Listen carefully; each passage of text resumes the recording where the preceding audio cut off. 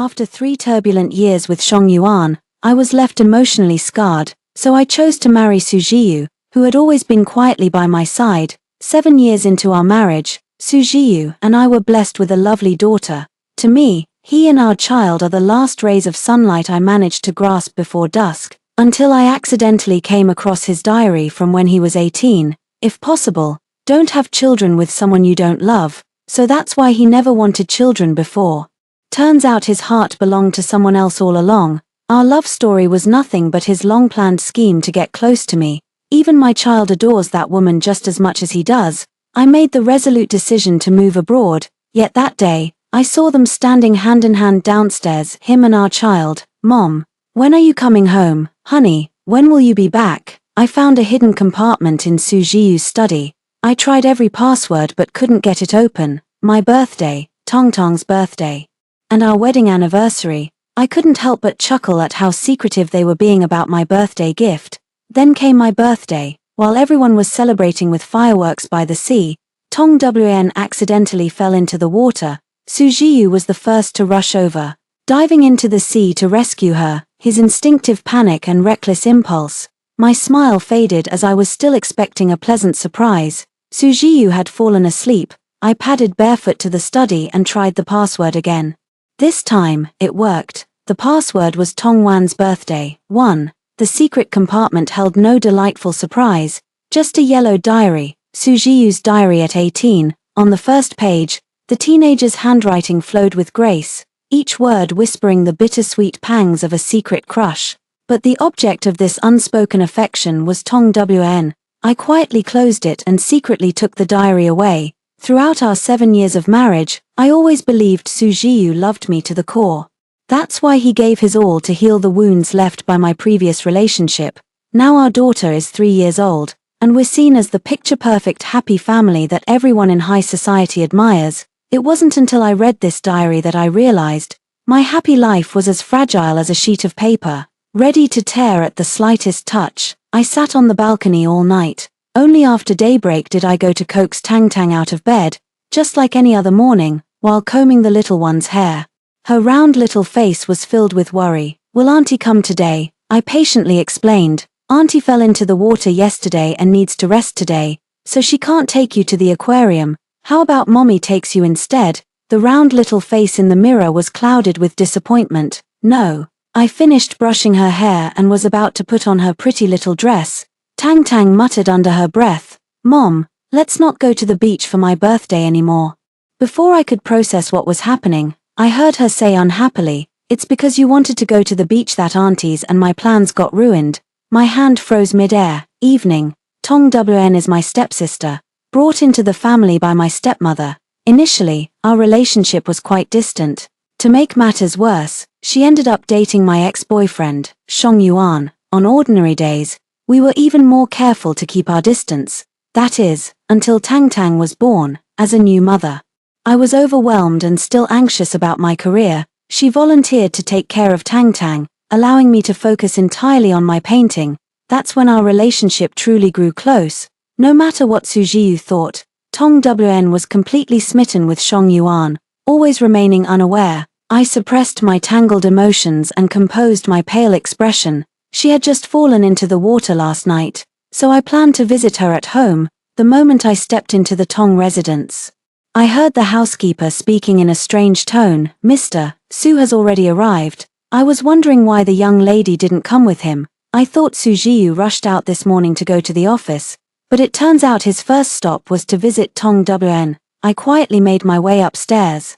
Before I even stepped inside, I could hear Su Jiyu's gentle voice from within. "You've always been delicate, you need to take good care of yourself, this time." It was Tong Yang who shouldn't have gone to the beach and caused all this trouble, so Su Jiyu's tenderness could be directed at someone else too.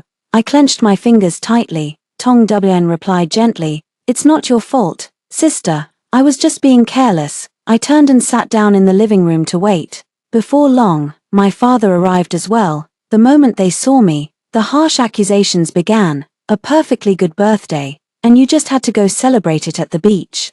Wanwan's health has never been strong, and as her older sister, I was long accustomed to this favoritism. so I simply turned my head away and pretended not to hear. Sujiyu had always been there to stand up for me, but right now, he was helping Tong Wn, who was still in her pajamas, down the stairs. Seeing the situation in the living room, Tong Wn quickly stepped in to smooth things over. It was my own carelessness last night. By the way, my sister's here too, why didn't you mention it? I didn't want to make a scene in front of the Tongs with Sujiyu. I stayed silent. A flicker of surprise crossed Sujiyu's composed face, but he quickly regained his composure. He came down and gently took my hand, saying, "We won't disturb you any further then," as if afraid I might make a scene. His hand gripped mine tightly, clamping down on me like a steel vice, and quickly pulled me out. It wasn't until we got in the car, I tried to keep my voice steady as I asked, "Do you have anything to say?" Sujiyu furrowed his brow slightly before explaining patiently, Yang, I went to apologize on your behalf, I just didn't want you to overthink it, that's why." I cut him off. What exactly should I be apologizing for? Confusion flickered in his jet-black eyes. Didn't Xiao Wn fall into the water last night? Wasn't that just an accident? Meeting his ink-dark gaze, I felt a hollow ache in my chest, as if a cold wind blew through a gaping hole in my heart. I opened my mouth. "You think it's my fault?" He frowned disapprovingly. Xiao Wn was already in poor health, and now this accident happened, as her older sister. The same accusation, but coming from Sujiyu's lips, it cut especially deep. My eyes welled up with tears as his voice trailed off abruptly. I once believed that Sujiyu's concern for Tong Wn was merely to help mend my fractured family ties. I basked in his thoughtfulness. Little did I know it was all a figment of my imagination.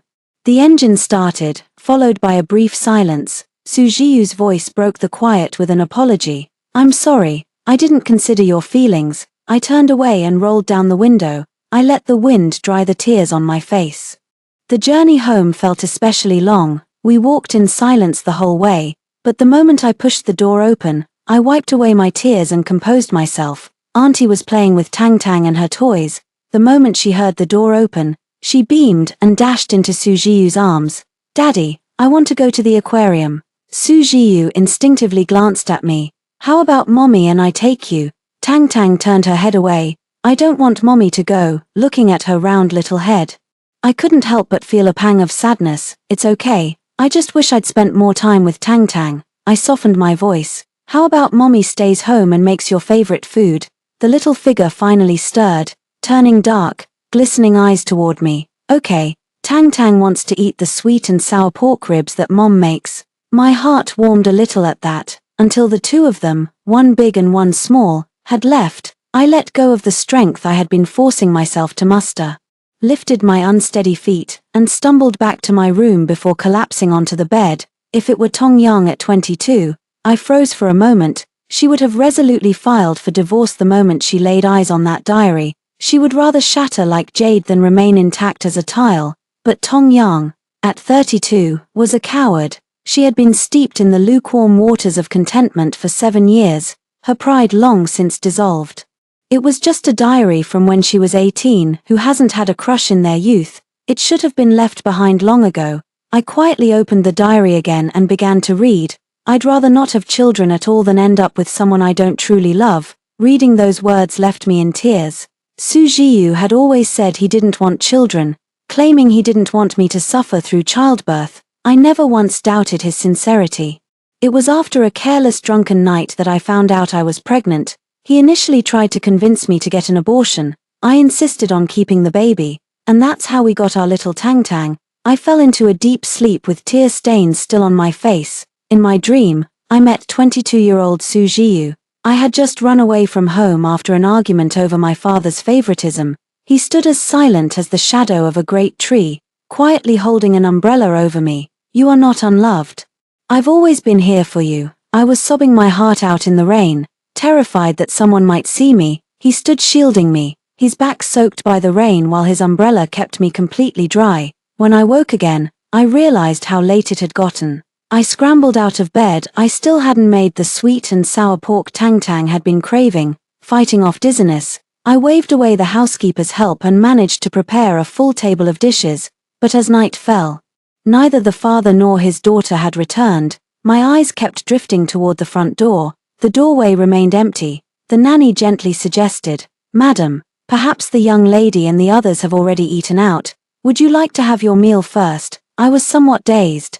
But didn't Tang Tang say she wanted to eat the sweet and sour pork I made? In the end, I threw on my coat and went out. I needed to find out exactly where they were. I rushed to the aquarium only to find it had already closed for the day. The manager greeted me warmly. "President Su has already left with the young lady and Miss Tong." Miss Tong. It dawned on me who they meant, and things started to make sense. I arrived at the Tong residence, but couldn't bring myself to go inside. The villa was brightly lit, radiating warmth and harmony. Faint laughter and conversation drifted out, mingled with Tong Tong's childish prattle. Auntie's plum-glazed pork ribs are my absolute favorite. I stood in the shadows outside the door, like a creature of darkness, secretly watching others' happiness. Through the window, I could see the gentle look in Su Zhiyu's eyes. His voice was clear and soothing. "Even though Xiao Wn is sick, she still went to the aquarium with you. What do you say, Tang Tang?" "Thank you, Auntie. I wish you were my mom, then I could eat your plum-glazed ribs every day." You can fool others with lies, but you can't fool yourself. I left, utterly heartbroken, the child calling out mommy with a smile, the man tenderly calling his wife. Did everyone end up liking Tong Wn? What about me? What am I to you? Finally, my consciousness slipped into complete chaos. When I opened my eyes, I found myself lying in a hospital bed. There was a figure nearby. My first thought was that it was Su Zhiyu, so I turned my head away, but then I unexpectedly heard a child's voice. "You're awake." I turned and saw a lanky teenager with dark complexion, visibly tense when he noticed I'd regained consciousness. "Couldn't reach anyone in your contacts. I covered the medical expenses for you." Just then the doctor entered with a stern expression. I didn't even realize how bad my condition was, running such a high fever that I went into shock. If that kind teenager hadn't found me, now I finally understood what had happened. Apparently, I'd collapsed on the roadside and was discovered by this teenage boy who rushed me to the hospital. I spent the whole night in the hospital burning up with fever, which didn't break until dawn. After repaying the young man and expressing my gratitude, I hurried back home. The house was empty. As if drawn by some unseen force, I opened the diary and read the final entries. "If you have feelings for him, I'll make sure you get what you want, even if I have to resort to any means necessary." Reading this, how could I not understand everything now? Tong Wn has feelings for Shong Yuan. All those times Su Huayu stayed by my side, all that devotion and affection, it's just their fear that if Shong Yuan and I got back together, it would disrupt Tong Wan's happiness. My heart felt like it was being torn to pieces. I laughed and laughed until tears started streaming down my face. The nanny knocked gently on the door and spoke as if it were routine. "Miss Wn at the Tong residence has a high fever with no one to care for her, so President Su and the young miss are staying there and won't be coming back." I let out a self-mocking laugh. How could I have missed such obvious details before? Even more foolishly, I was still clinging to these false comforts. Gathering my composure, I spoke calmly. "It's all right, Nanny Zhong. Please pack up all my belongings." Nanny Zhong looked puzzled. "Madam, what is this about?" I smiled and said, "Go ahead and pack them." Once I made up my mind, letting go became easier. Soon all my belongings were cleared out. I called a moving company to pack and deliver them to my new place. As I looked at the now empty home, the only things left were the paintings in the studio. Early the next morning, I had all the paintings brought out and piled up in the courtyard.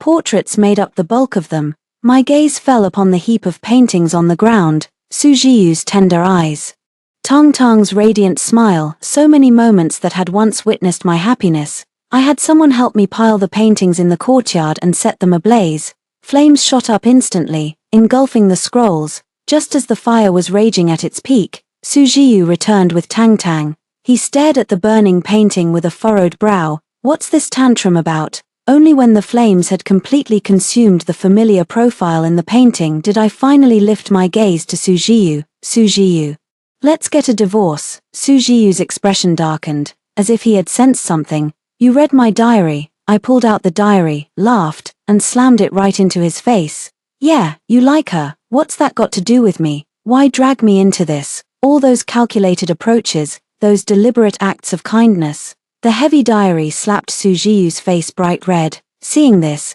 Tang Tang immediately started patting my leg with a stern expression. Bad guy, don't hit daddy. I snapped out of it and tried to pick up Tang Tang from the floor, but she pushed me away. Don't hit Tong Tong's dad. I didn't want to lose control in front of the child, so I tried hard to steady my emotions and coaxed. Tang Tang, how about going back to the room with Auntie Zhong? Then I asked Auntie Zhong to carry her away. Tang Tang immediately burst into tears. You're so mean. Tang Tang doesn't like you anymore. My heart ached with a throbbing pain, Su Jiyu said with a serious expression. Let's talk in the study. We hadn't taken more than a few steps when a figure suddenly appeared in the doorway. Tong Wan's sudden appearance left both Su Jiyu and me momentarily stunned. She explained, I followed you because I was worried you'd have trouble explaining this to my sister. Standing there taking in the scene around her, she seemed completely at a loss. I took a step toward Tong Wn, but before I could get any closer to her, Su Jiyu instinctively moved to shield her. His voice low as he said, Tong Yang, our issues shouldn't involve others. Stunned by his protective stance, I froze for a moment. Does he think I'm going to take it out on Tong Wn? I couldn't tell if I was calm or just exhausted. I glanced at Tong Wn before speaking. I'll have someone deliver the divorce papers. There's nothing left to discuss. I won't agree to a divorce, Su Jiyu muttered under his breath, his brow furrowed deeply. I didn't say another word, just shuffled back to my room. I waited until things quieted down outside. Only then did I compose myself and get ready to head to Tong Tong's room. This is the child I carried for 10 long months and brought into this world with great effort, the one I've been eagerly awaiting. If Tang Tang is willing, I'll take her away with me. I had my explanation ready and approached his door, about to knock, but then I heard Tong Wan's anxious voice from inside. Brother Yu, no matter what you and sis argued about. This isn't the way to handle it. It's really not good for the child to see this. I realized they were both in Tong Tong's room. Yeah, I know. I was about to leave when I heard Tong Wn ask in a joking tone, if mom and dad get divorced, who would Tang Tang live with? A surge of anger rushed through me. Who in their right mind would ask a child something like that? I kicked the door open with a sudden force. Tong Wn and Su Jiyu were sitting on the foam mats, playing with Tang Tang. They were all taken aback by the sudden noise. I looked up. With whom? If we divorce, Tang Tang stays with me. Tong Wn stood up in a panic. I was just joking. Sis, don't do anything rash. I stared blankly at Tong Wn. You know he has feelings for you, don't you? Tong Wan's face went pale. What? Stop pretending, I said. You call me sister, but you call him brother Yu. He can drop everything to take the kids and go be with you whenever he wants, and you're perfectly fine with that. You claim to be in love with Shong Yuan. Does he know you're involved with your own brother-in-law? Tong Wan's face grew even paler. I didn't. Enough. Su Jiyu's gaze turned icy. Calm down. I'm not the one who did anything wrong. How dare you tell me to calm down? I shot him a cold glare. Then I reached out to pull Tang Tang along. Come with mommy. Let's not stay around this scumbag. Tang Tang stood frozen, letting out a sob. I'm not leaving. Don't take your anger out on the child, Tong Wn said anxiously, then tried to pull my hand away. I swallowed my anger. I care more about my own child than you could ever understand. I tried to pry Tong Wan's hand away, but in the struggle, a sudden pain shot through my wrist. Tang Tang sank her teeth into my wrist. Let go of auntie. I hate you. The child didn't have much strength. But that dull ache was enough to snap me back to my senses. It wasn't until Tang Tang was pulled away by Su Jiyu. With tears in her eyes, she sobbed, "Don't bully daddy and auntie." My face turned deathly pale as I murmured, "But I'm her mother." Under everyone's gaze, Tang Tang buried her face in Tong Wan's embrace. Tong Wn patted her shoulder with an awkward expression. He spoke up. "Kids have their own preferences. Don't take it to heart." My heart grew colder still. Their own preferences. Why would I possibly care about that? Heartbroken, I turned and walked away. "Sis," Tong Wn called out, but Su Jiyu stopped her. "Leave her be." The night was deep. I wandered the streets in a daze, my mind a tangled mess. My only thought had been to get a divorce and take Tang Tang with me. But now it seems like Tang Tang doesn't really like me that much either. I'm such a failure as a mother. Just as I stumbled, someone unexpectedly steadied me. The person's grip was gentle. When I turned, I saw a boy who only came up to my waist. It was the same kid who had brought me to the hospital. He wore a faded t-shirt and carried a cloth bag with a water bottle inside. What are you doing out here all by yourself? Why aren't you home yet? We spoke in unison. Seeing the water bottle in his hand, I realized this young child was already carrying the weight of the world on his shoulders. I felt utterly lost, yet compelled to keep moving forward. Home. I no longer have a home to return to. 7 years of hard work now feels like a worthless joke. I chose to marry Sujiyu at the peak of my career. After that, I was just an obscure nobody in the art world. I used to believe that every gain comes with a loss. Looking back now, all that remains is profound regret. I'm left with nothing at all. After walking a few steps, I realized the young man was still following me. Seeing my bewildered expression, he spoke hesitantly. If you have nowhere to stay, you could come to my place, I chuckled. Inviting a stranger to your home isn't safe. What about your family? Aren't they worried? He fell silent for a moment, then suddenly shook his head, as if drawn by some unseen force. I followed the boy home. He lived in an ordinary apartment building, where his grandmother with a walking stick resided.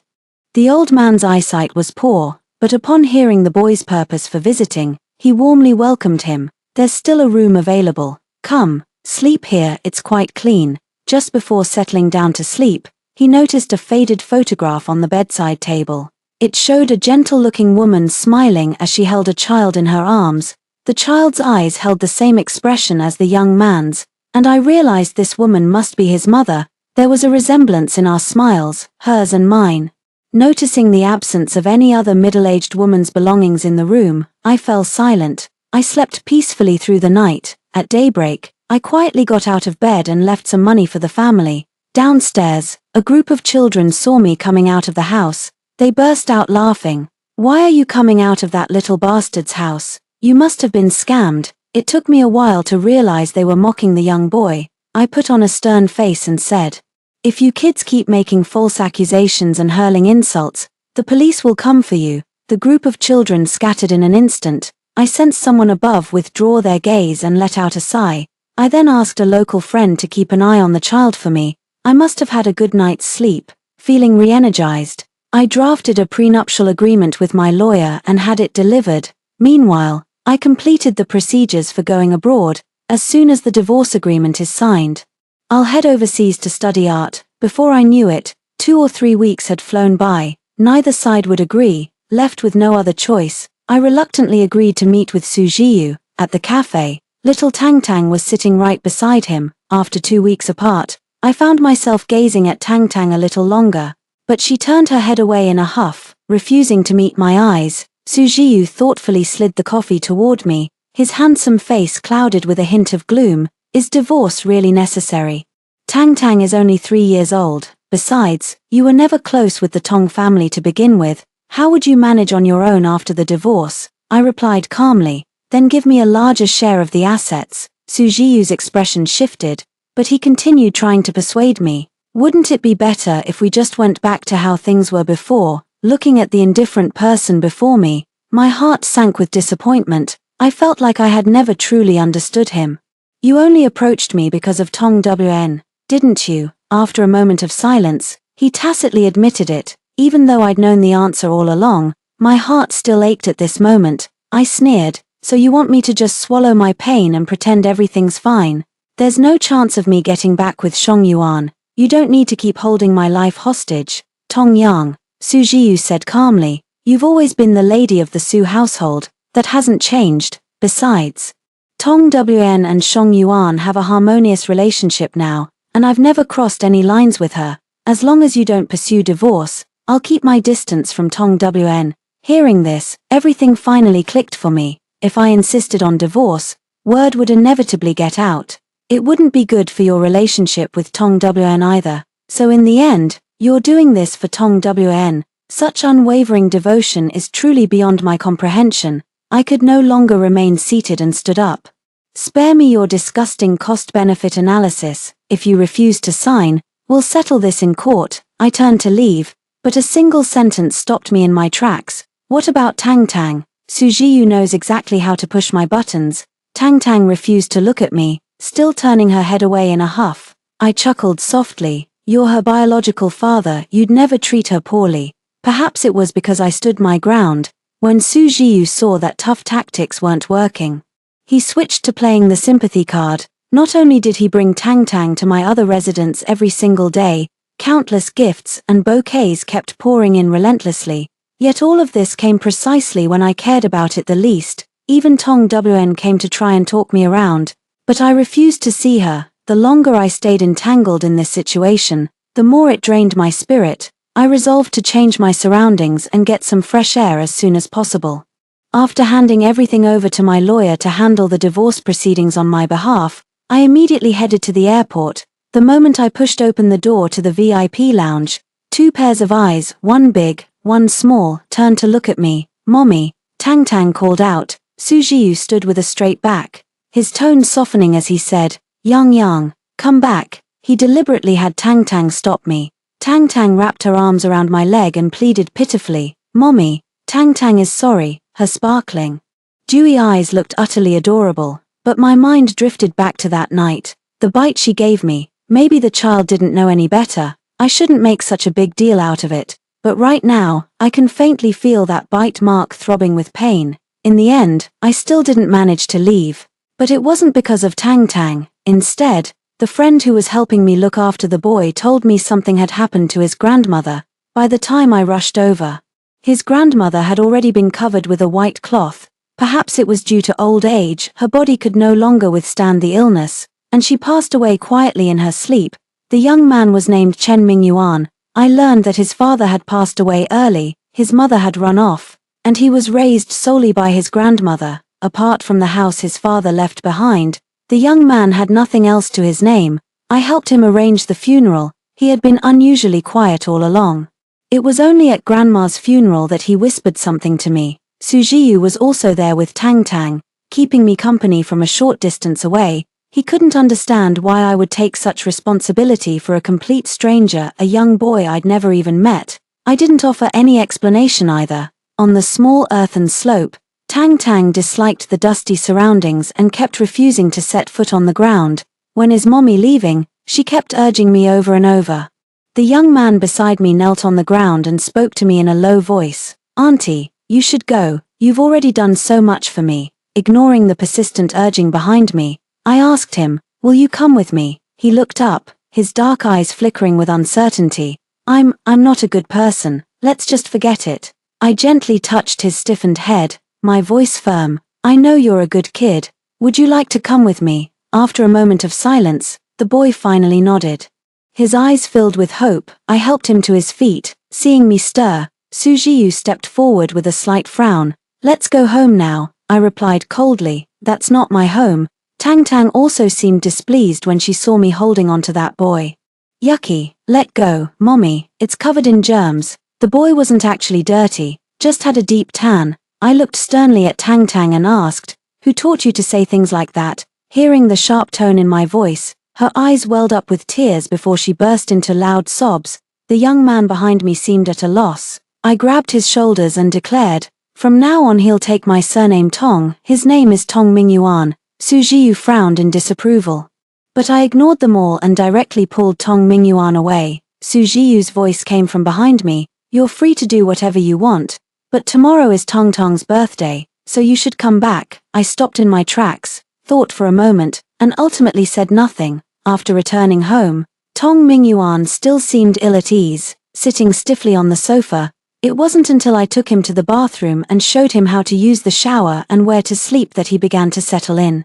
Once everything was arranged, his eyes, which appeared rounder due to his gaunt face, blinked as he started to speak. "I'm all clean now, I'm not dirty anymore." I couldn't help but feel a pang of sadness hearing that, but I still managed to smile and said, "You were never dirty to begin with." Then, "For little sister's birthday tomorrow, will she like me?" He tried to ingratiate himself, a little nervously. I was silent for a moment before speaking. "Whether I like you or not doesn't matter anymore. We're leaving tomorrow." Early the next morning, I boarded a flight to a foreign country with Xiao Yuan. This time, no one tried to stop us. As for Tong Tong's birthday gift, I had someone else deliver it for me. With Tong Wn around, I doubt she'll even notice my absence. Everything had to start from scratch after arriving in a foreign country. To my surprise, I discovered Xiao Yuan also possessed remarkable artistic talent. Meanwhile, I continued my advanced art studies at the Pericles Institute. While teaching Xiao Yuan his lessons, seeing his budding talent filled me with the satisfaction of having taken on a promising student. Apart from studying and painting in our daily routine, our daily life was kept quite simple. During this time, I heard that Su Zhiyu had crossed the ocean to find me, but I had long since changed my name. Lost in the vast sea of humanity, someone determined to hide will always find it effortless. I've never missed a single gift for Tang Tang. The new year brings an international creative arts competition. I brought Xiao Yuan along to participate. My work won first prize. Xiao Yuan also received the special award in the youth category. At the awards ceremony, I led the now lanky boy onto the stage and accepted the trophy from the host's hands. The host beamed with admiration as she handed the microphone to Xiao Yuan. What's wrong? So what was the inspiration behind this piece titled New Dawn? Xiao Yuan had shed his earlier reticence.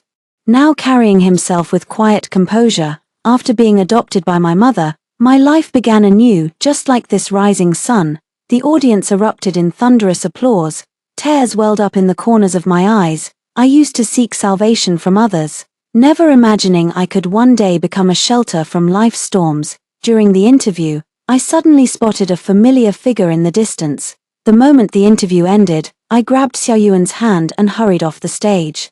Before we could make our exit, a clear voice called out from behind us. Mom. I turned around. Tang Tang has grown quite a bit, transforming from a little dumpling into an elegant young princess. Su Zhiyu emerged from around the corner behind me. His once youthful face now carried the traces of time's passage. I wasn't surprised they found me, it was only a matter of time. I no longer had any intention of running away. To my surprise, however, Xiao Yuan stepped in front of me with a cold expression.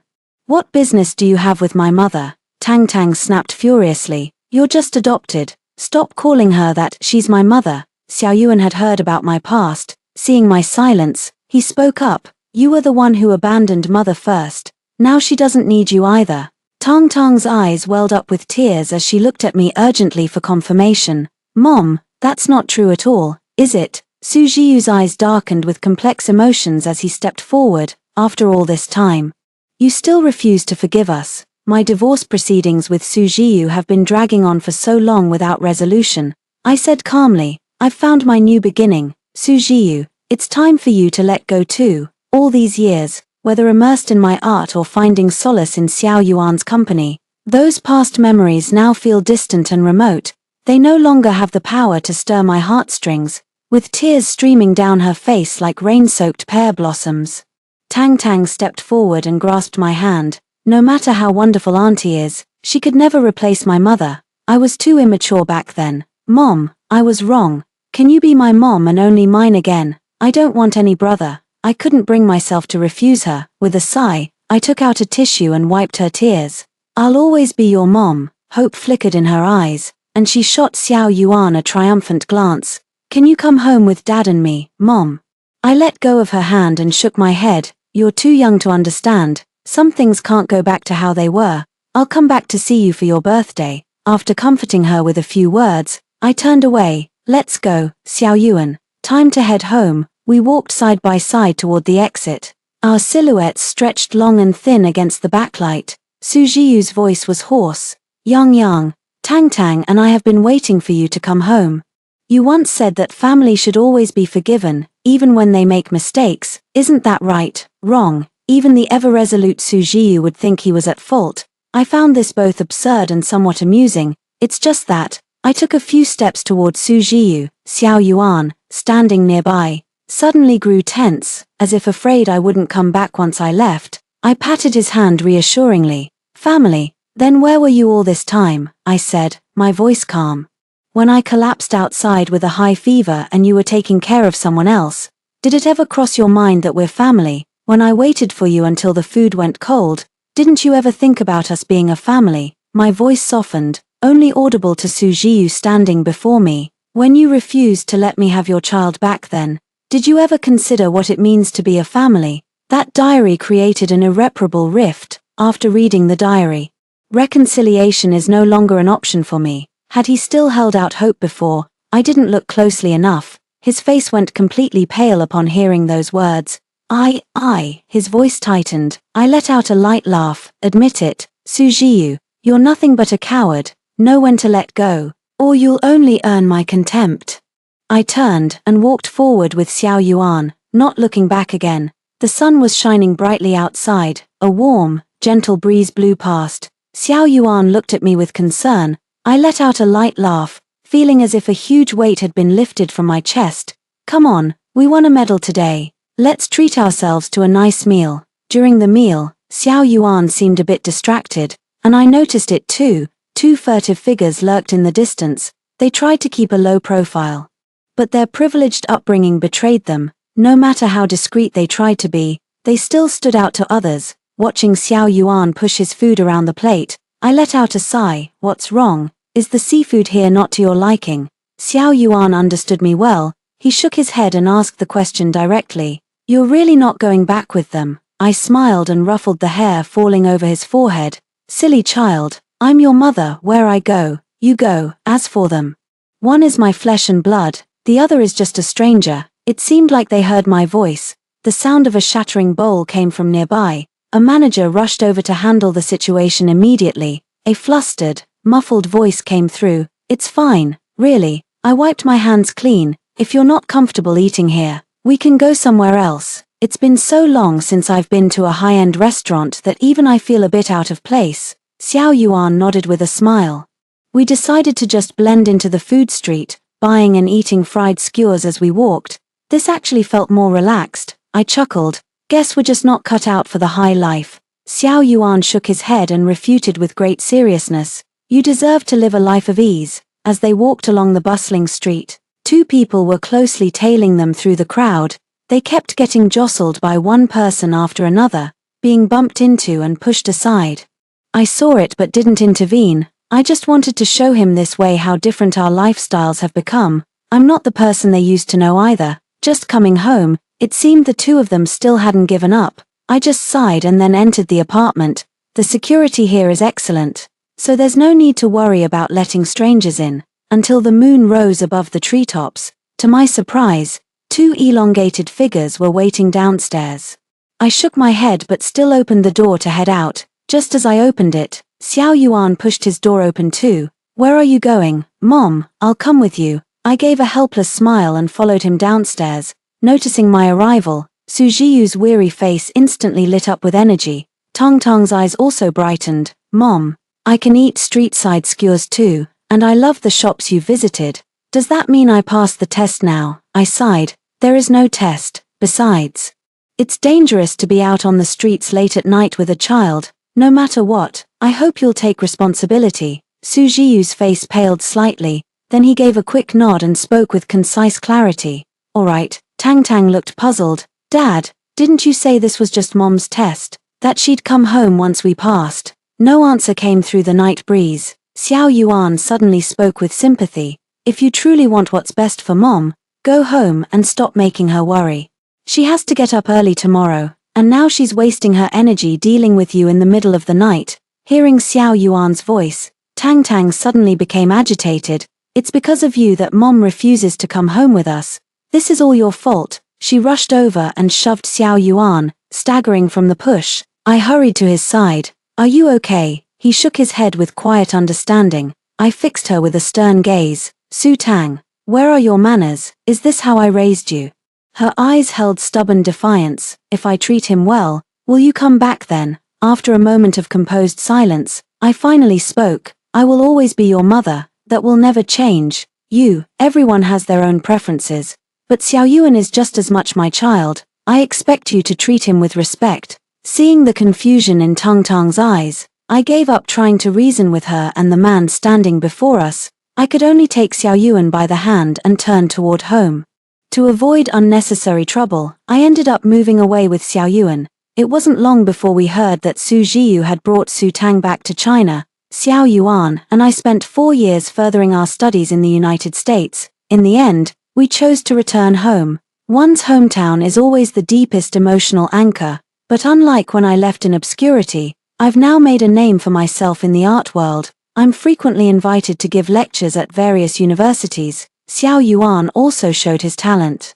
Got into a good university, and ultimately decided to continue his studies domestically. I never expected to run into Tong Wn again at a banquet. She looked forlorn, clinging to a stranger's arm with an ingratiating smile. People nearby started whispering about her. I heard she was about to get married a few years back, but got dumped for some reason. Later, they went begging the Su family to clean up the mess, but no one paid them any attention. How strange. Isn't she supposed to be the Su family's cherished one, like the moonlight in their hearts? Not sure. I left the place with my glass of red wine in hand. In the distance, I saw Su Jiu approaching. Though I knew running into him after returning home was inevitable, I quickly turned and walked away. I couldn't understand why he'd changed from being gentle and reserved to so persistently bothersome. Best to avoid seeing him whenever possible. As I turned around, I bumped into a firm chest in front of me, but thankfully, his hand steadied my waist. "Miss Tong, watch your step," a deep, magnetic voice sounded by my ear. I steadied myself, using his figure to shield me from view. "How did you know my surname is Tong? Your paintings are quite renowned." The young man before me was debonair and seemed to have noticed I was avoiding someone. He gracefully extended his hand. "Shall we step onto the dance floor?" I hesitated a little. He said meaningfully. Out with the old, in with the new. I was pulled onto the dance floor. The rhythm of the dance beat in time with my pounding heart. The past is forgotten, and now it feels like I've turned a new page. Mountains and seas have their seasons, and all things will find their way. Story 2. My bestie Catherine asked me to celebrate New Year's Eve together, but in the end, I ended up in her brother's bed. After a chaotic night, I guiltily dragged my sore legs and ran away with a bucket, and blocked Larry. Later, Larry blocked my door and said, "You don't want my sister to know about our relationship, do you?" I said, "Oh my God, my bestie, I really didn't mean to provoke your brother." In exchange, I promised to pretend to be Larry's girlfriend for a month, but unexpectedly, I was caught red-handed by my bestie. Catherine said, "When did you two become that kind of relationship?" I said, "Listen to me explain." Larry said, "When were we not that kind of relationship?" I was like, I was dumped after a breakup, so I asked my bestie Catherine to get drunk with me on New Year's Eve. As a result, I waited in the booth for 3 hours, and she told me that the flight was delayed. "Flora, don't worry, I've asked my brother to pick you up. I'll be relieved if he takes care of you." Catherine and I were in the same class in junior high and high school, and we had a very close relationship. But after college, we were unfortunately separated by thousands of miles. Knowing that I was dumped, she immediately bought a plane ticket to accompany me without hesitation. But I didn't expect this to happen. Okay then, I had met Catherine's brother before, but I wasn't familiar with him and was even a bit afraid of him.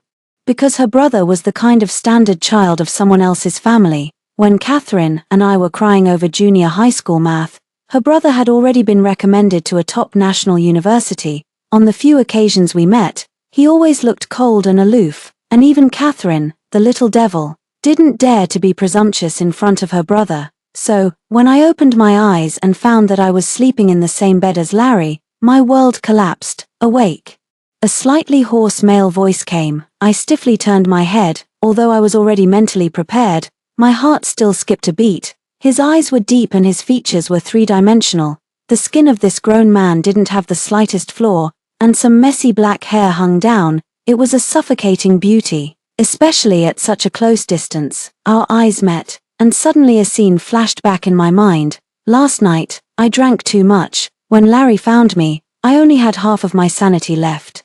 So I cried while drinking and finally seemed to get drunk and rode on him. I looked around and it seemed to be Larry's apartment. I stammered, "Larry, nothing happened last night, right?" There was still a bit of tiredness in Larry's eyes. Hearing this, he narrowed his eyes. The phone rang and seeing that it was Catherine calling, I jumped up as if I had been electrocuted. "Hello," Catherine asked strangely. "I sent you several messages. Why didn't you reply?"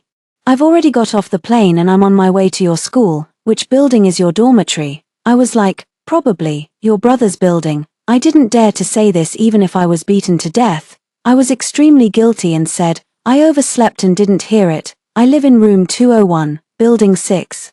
Catherine didn't suspect anything and said in a hurry, "It seems that my brother is quite responsible. Okay, I'll be right there." After hanging up the phone, my mind was still in a daze. Suddenly, Larry's voice came from behind. "If you don't leave now, it'll be too late, right?" I was like, but Larry had already lifted the quilt and got up, and his abs flashed by. "I'll take you," I blushed and said. I can walk by myself." Larry looked at me. "Only when I send you there can I be considered responsible, right?" I still resigned myself to getting into Larry's car. It was still quite a distance from the school gate, so I told him to stop. "I can get off here." His car was too flashy. Larry looked at me and didn't say anything and stopped on the side of the road. Just as I stepped out with one foot, he suddenly reminded me from behind, "Button up your collar." I lowered my eyes and immediately my face turned red. There were several ambiguous red marks under my collarbone, which were really thought-provoking. "Oh, okay, then I'll go first." I fled the car with my hands and feet and didn't dare to look back. I rushed all the way to the school gate. Unexpectedly, I ran into Henry and Kate. The two were holding hands and looked very intimate. I don't know what Henry said, but Kate hit him and then laughed and fell on him. Seeing me, Henry's expression immediately became cold. Kate exclaimed, "Oh my." Her eyes wandered between the two of us, and then she took a step forward as if gathering her courage. "Flora, don't misunderstand. Henry and I really didn't mean to hurt you," thinking that Larry might not have gone far and if he saw this scene, I would be so embarrassed. I waved my hand and said, "It's okay, it's all in the past." Kate's expression froze for a moment as if she didn't expect me to have this reaction.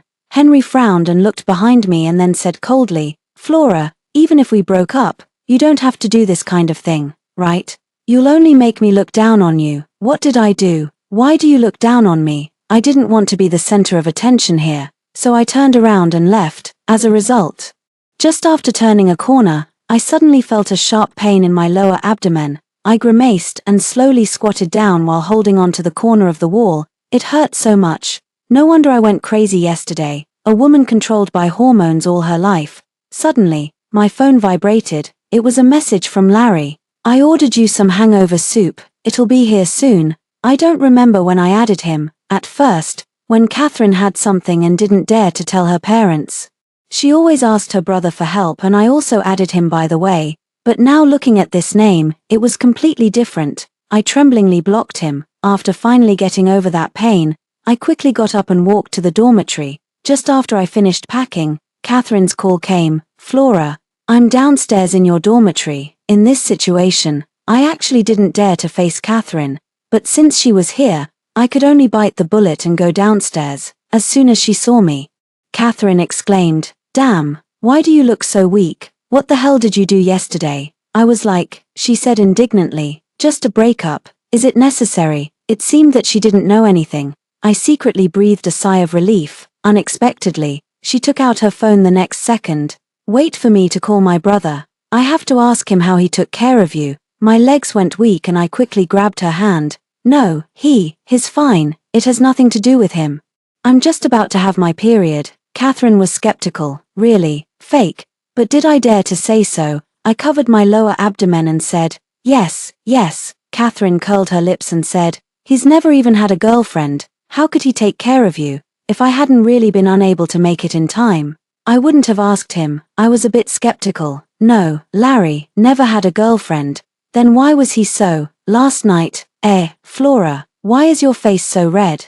Catherine put the back of her hand on my face and said, "Don't you have a fever?" I quickly shook my head. Catherine looked at me and sighed. "It's just a man. In this world, it's hard to find a three-legged toad, but two-legged men are everywhere. That Henry is a scumbag. Don't think about him anymore. With your face and figure, it's his loss to miss you." Okay, Henry and I met during the freshman military training. He was quite handsome and played basketball very well. He had always been a popular figure in the school. He chased me for 3 months and I thought he was a nice person, so we got together. At first, it was also quite good. But later I found that he didn't refuse any of the girls who showed their affection to him and we even had several quarrels because of this. He gradually became cold to me. The day before yesterday, I directly received a photo of him sleeping in a hotel bed with messy lipstick marks on his face. I went to question him and Henry directly proposed to break up. Damn, mentioning this matter makes me feel so aggrieved. It should have been me who dumped him, Catherine said angrily. "Where are those two scumbags? I'll go and avenge you." I was like, actually, I didn't really want to settle the score now. After all, it seemed that I also, forget it. I shook my head and said, there's no need to waste time on this kind of person. Suddenly, my phone vibrated. It turned out to be the delivery guy. When I received that hangover soup, I was actually very embarrassed. Catherine took the receipt and said with admiration, "It's rare that my brother still knows how to send warmth." I thought, my brother's call. I immediately shuddered. Catherine had already answered the phone and said, "Hello, brother, do you have something to tell me?"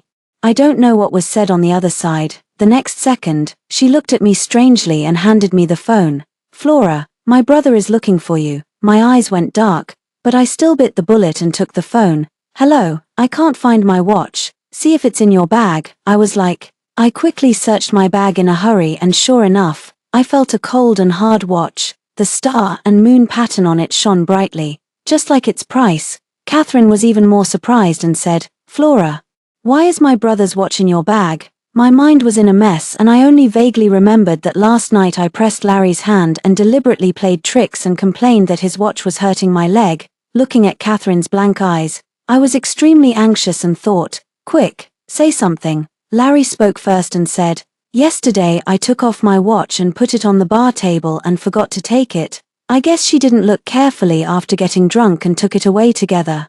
Catherine suddenly realized and said, "I see, brother, you're too careless. How could you just take off your watch in that kind of place? If it weren't for our Flora, you would have lost 7 figures. You should thank her." There was a moment of silence on the other side. I quickly said, No need."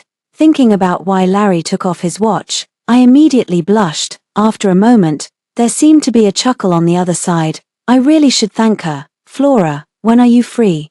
I'll come to you after work to get the watch and treat you to dinner by the way." I was just about to refuse when Catherine immediately nodded and said, "I know a very expensive new Japanese restaurant here. Let's go tonight." Larry readily agreed. After hanging up the phone, I still tried to struggle, but Catherine pressed me down. "Flora, you're so stupid. It's a waste not to take advantage of a capitalist like my brother." I had something hard to say, actually. I really took a lot of advantage last night. I heard that Larry started a business with his classmates in his sophomore year and became very successful in the internet industry. In just a few years, he became a rising star in the industry. Catherine was envious and jealous and resolutely wouldn't let go of any opportunity to squeeze her brother. I could only choose to agree. At the beginning of the new year, the commercial street was crowded with people and extremely lively. However, I was sitting in the luxuriously decorated private room and couldn't sit still, until a clear and low voice came. "Sorry, I had a meeting temporarily and I'm late." Larry was dressed in a suit and tie, with his coat hanging on his arm and a silk black shirt vaguely outlining his strong and slender waist. He was extremely restrained and ascetic. I quickly lowered my head. Catherine slightly narrowed her eyes and looked him up and down twice, then leaned forward and sniffed hard. "Damn. Dressed like this, didn't you just finish fooling around with a woman?" I clenched the teacup. It's okay. Larry has changed his clothes. It shouldn't be." Larry sat down opposite and raised his eyebrows when he heard this. His eyes swept over me vaguely and he said casually, "So what if I did?" Catherine was also stunned and then laughed out loud. Come on." She shook her phone and said, "Mom complained to me yesterday that you're so old and still can't find a partner. I'm afraid you'll die alone and still looking for a woman. You're talking big without drafting." Larry sneered. I really couldn't stand it anymore and took out the watch from my bag and handed it to him with both hands. "Larry, your watch." He took it and our slightly cool fingertips touched and it seemed that there was a spark flowing. "Thanks." He casually put the watch back on his wrist and didn't look at me again. I breathed a sigh of relief. But an inexplicable sense of loss surged in my heart. Most of the following time, Catherine was the one talking and Larry only replied occasionally. He always had a cold and distant attitude towards others and had excellent family education, but there was always an untouchable sense of strangeness. Perhaps because I was Catherine's good friend, he also took good care of me, but only to this extent. Halfway through the meal, my stomach still hurt, so I got up and went to the bathroom, unexpectedly.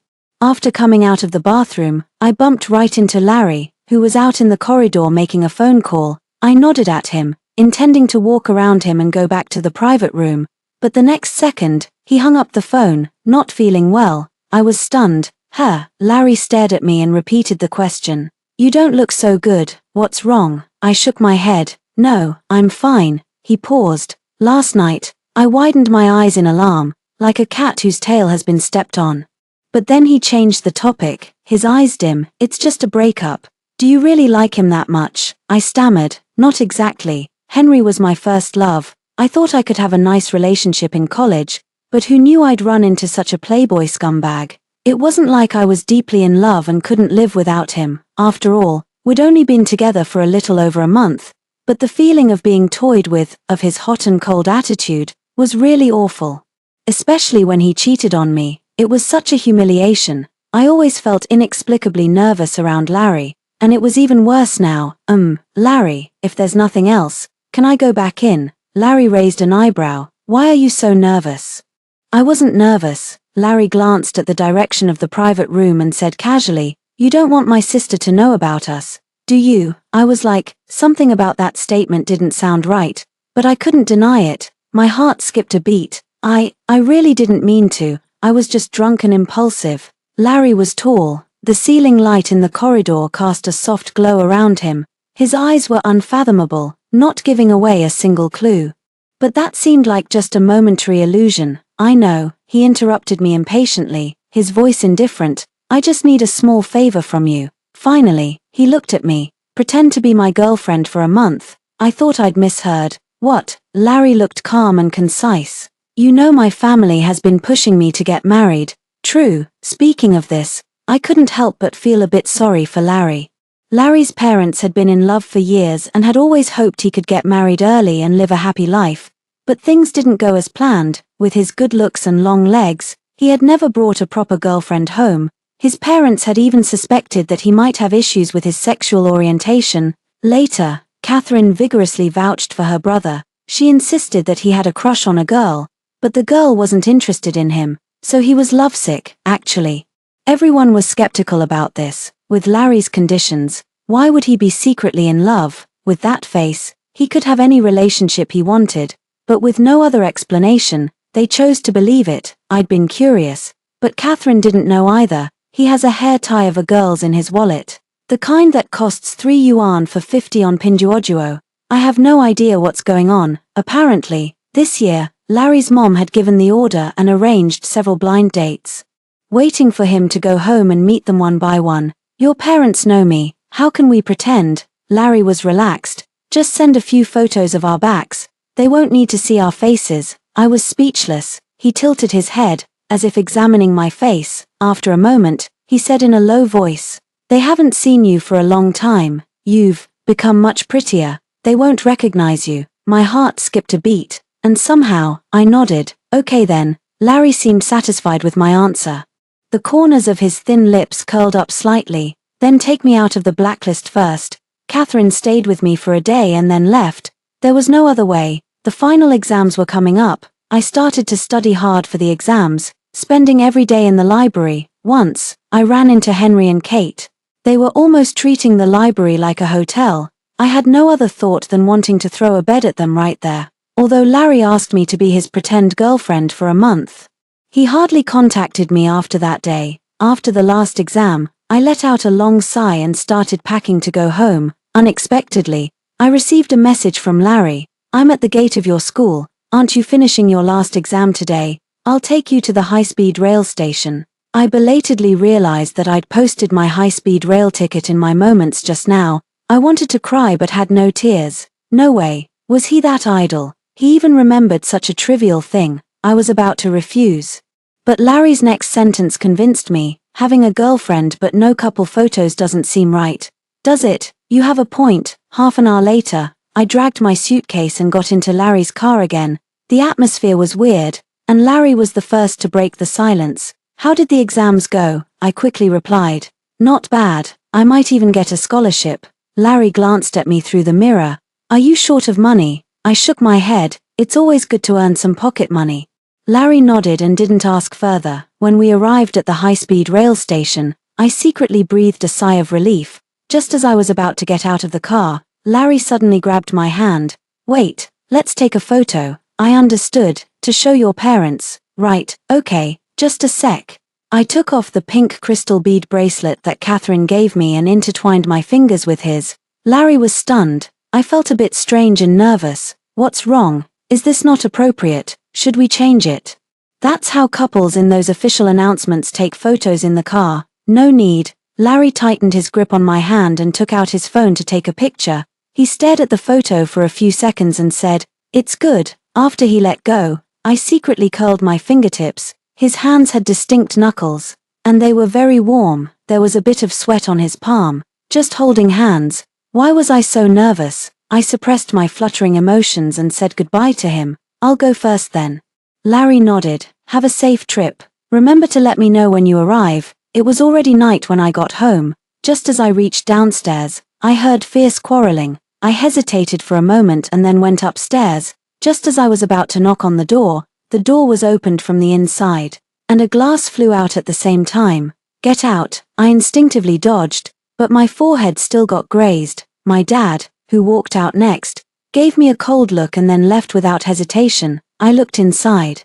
My mom's face was red, full of resentment. The room was in a mess. I walked around the broken pieces on the ground and went to help her. "Mom." She seemed like a tightly strung string that suddenly snapped. Tears poured out, and she sobbed. I was so blind to marry such a man. I handed her a pack of tissues and cleaned the room, putting everything back in place. After all this, my mom finally calmed down and started crying about what had led to this quarrel, just like every time over the years.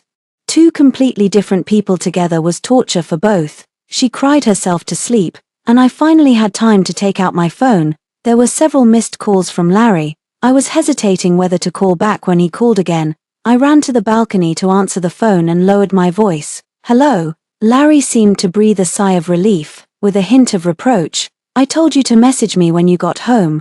Why didn't you answer my calls?" I explained in a low voice. "I'm sorry. I was busy just now and didn't hear it." Larry paused. "Have you been crying?" "No," I sniffed. "Maybe I caught a cold from the wind on the way back." Larry didn't press further. It's good that you're home." There was a lot of noise on the other end of the phone. He seemed to be at a business dinner. "Mr. Lawrence, still on the phone with your girlfriend?" A sweet, teasing female voice came. Larry hummed. "She's too clingy, can't help it." The woman's voice seemed to carry a bit of unwillingness and embarrassment. "Oh, okay, I won't disturb you then." The woman seemed to leave, and the noise faded. I got it and texted him. "Are you using me to avoid drinking?" Larry replied casually. "I don't want to drink, just getting some fresh air." Since I'd promised to be his pretend girlfriend, it seemed normal to be his shield. Afraid there were still people listening, I cleared my throat. "Then don't drink too much." He was stunned, then laughed. "Don't worry, I can hold my liquor better than you." I couldn't help but hang up the phone angrily. This call dispelled my gloomy mood. I let out a long sigh and went to take a bath. While blow-drying my hair, I received a message from Catherine. "Flora, how's it going at home?" I replied. The same as always. Since I could remember, my parents had often quarreled, sometimes even getting physical. Later, after meeting Catherine, she often invited me to her home when she knew about it.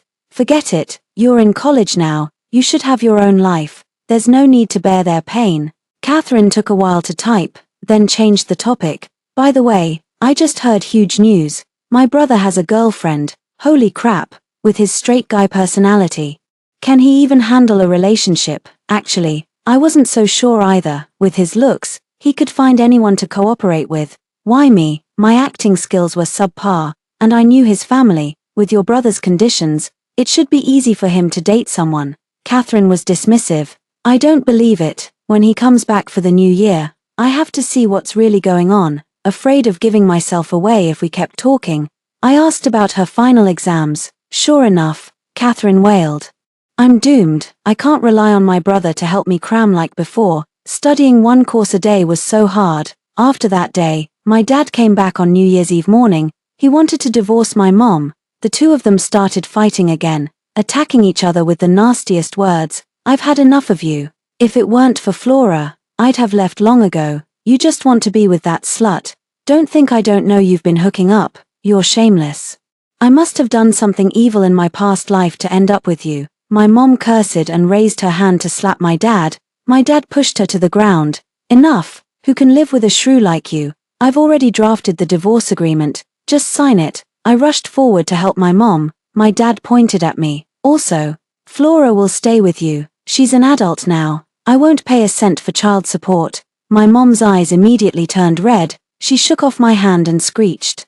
You want to completely get rid of us so you can live a carefree life.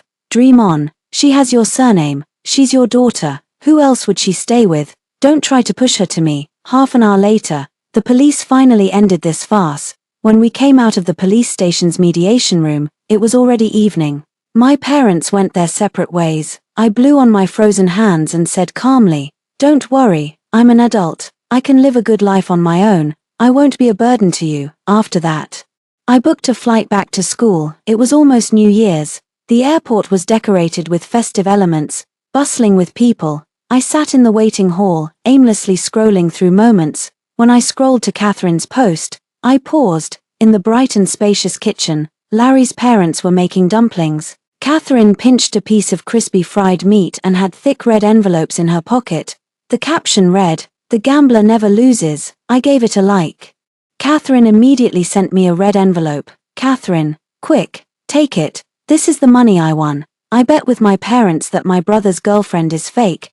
My parents asked him to bring his girlfriend home, but he kept making excuses, saying he had to work overtime during the new year and wouldn't come back. For me, I knew he was feeling guilty. Where on earth would he find a girlfriend? As she said that, she sent a photo, which was exactly the picture of me and Larry holding hands. "Look at this, it's so fake. Clearly, it's been heavily photoshopped." I guiltily shrank my neck. Since it was just pretend, I hadn't really done much, and that photo obviously wasn't very convincing. I sent a message to Larry. "I didn't manage to fool your parents, did I?" Larry was busy with something. After quite a while, he actually called me. I subconsciously answered. "Hello," Larry said. "How did you know?" Suddenly, he paused. "Why is it so noisy on your end? Where are you?" I'm." Just as I was trying to come up with an excuse, the gentle and sweet female voice of the flight announcement suddenly rang out. "Passengers of Air China CA 4126, please note that boarding has commenced." Oh no, it was too late. Larry had clearly guessed. "You're at the airport. What are you doing there at this hour?" I was a bit helpless. "It's nothing. It's my flight back to school. I'll be there in an hour and a half." Larry's tone was a bit stern. "Don't be so childish. It's too dangerous for you to go back to school alone at this time. Go home first." There was already a long queue for boarding. I stood up. In front of me was a family of 3. The little girl was only 4 or 5 years old, chirping happily while holding her parents' hands. It was such a happy scene. "Larry." I suddenly felt exhausted and said in a low voice, "I don't have a home anymore." After hanging up the phone and boarding the plane, I wanted to take a nap but couldn't fall asleep. Looking at the pitch-black night sky outside, I was a bit distracted. Actually, Henry broke up with me because he accidentally overheard my phone call with my mom. My mom was complaining that my dad hadn't been home for a long time and asked me to ask my dad for living expenses. Henry had been holding a grudge against me ever since, and it wasn't long before he got together with Kate. He thought he could control me, that no matter how he treated me, I wouldn't dare to break up with him. But he was wrong. Unlike my mom, I wouldn't tolerate a cheating man. It was already 11 p.m. when I got off the plane. The subway had stopped, so I could only take a taxi. I took out my phone and found over a dozen missed calls and messages. They were all from Larry. The latest one was sent half an hour ago. "I'm in parking lot B2 at the airport. Come find me after you get off the plane." I was stunned. Larry was here. "Flora." A familiar deep voice came from in front. My heart skipped a beat. And I slowly looked up. Outside the exit, there was a crowd of people waiting to pick up passengers. He was standing there, tall and straight in a well-tailored suit, extremely eye-catching. The moment he saw me, he seemed to breathe a long sigh of relief, and the coldness in his eyes dissipated a little. Before I could even process what was happening, he had already walked towards me with big strides. "How did you?" He took my suitcase and held my hand at the same time. "I was worried you'd get lost." His broad and warm palm seemed to carry a reassuring power. For some reason, I didn't pull my hand away. Until we got to the parking lot, a young woman in an exquisite OL suit got out of the car. She looked about 26 or 27. With big wavy chestnut hair and perfect makeup, looking charming and beautiful, she first looked at Larry, then turned her gaze to me and covered her mouth. giggling delicately. "Mr. Lawrence, is this your little girlfriend? Is she even an adult? How could you do this?" It was obvious that she was very familiar with Larry, and that voice, it sounded like the woman who was at the business dinner with Larry on the phone last time, and at this moment, I was wearing a thick cotton-padded coat, a bear scarf, and dragging a suitcase, looking completely disheveled. Suddenly, I felt extremely embarrassed and at a loss. Thanks, back to the house. I was stunned. The house, wasn't that where Larry lived? Last time, after I got drunk, that was. The woman was also stunned. Her eyes lingered on me meaningfully for a moment, then she quickly regained her pretty smile. "Okay, who wouldn't listen to Mr. Lawrence?" Larry thanked her, with an extra person in the car. I was too embarrassed to ask why he wasn't taking me back to school, so I just stayed quiet like a quail. It was the woman who started talking to Larry about the company's business again. After listening for a while, I realized that she was Larry's partner, Jane. There was supposed to be a dinner party today, but Larry left suddenly. Since he'd had some wine, Jane offered to drive. After a while, Jane glanced at the rearview mirror and exclaimed, "Oh, I'm so sorry. I was so focused on talking about the project with Mr. Lawrence. Are you bored?" Was this, hinting that I was a kid who couldn't understand anything? No, I shook my head. I like listening to whatever Larry talks about. Jane's face froze. Larry, on the other hand, seemed a bit surprised and glanced at me. I gave him a sweet smile. Since I'd already failed to convince his parents last time, I had to succeed in showing off our affection today and make Larry feel it was worth it. After that, Jane lost interest and didn't talk anymore. It wasn't until she saw Larry and I getting out of the car together that she frowned slightly. "Mr. Lawrence, aren't you coming back? Mr. Smith and the others are still. It's too late. I'm worried about her being alone at home." Larry interrupted her. "I've already told them. I'll visit them in person another day. The cooperation won't be delayed." Jane pursed her red lips, hesitant to speak. Larry very naturally held my hand. "Go back early too.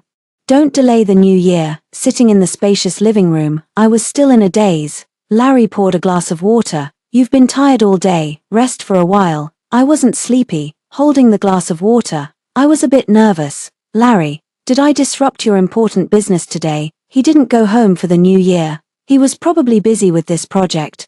But my arrival messed things up. Larry took off his suit and casually hung it aside. A faint smell of alcohol wafted out. He carelessly tugged at his tie. No, he always seemed so calm and composed, as if everything was under control. I hesitated for a long time. Then, "Larry, does Jane like you?" Larry paused and looked over. My heart suddenly tightened. Why did I ask this question? "I'm not anyone special to him," Larry asked back. "So what if she does? So what if she doesn't?" I was speechless. It seemed, it had nothing to do with me. Nothing. Just a guess. You can't hide it when you like someone. Especially when that woman didn't even try to hide it. But Larry didn't seem interested in her. "Larry, did you ask me to be your pretend girlfriend because of her too?" Larry narrowed his eyes. I looked myself up and down, feeling a bit dejected. "Oh no, with me like this. She definitely won't take me seriously." Larry suddenly laughed. "You think so?" I sighed. "Am I pretty useless? Otherwise, why didn't my parents want me?" Larry was slightly stunned, and his smile gradually faded.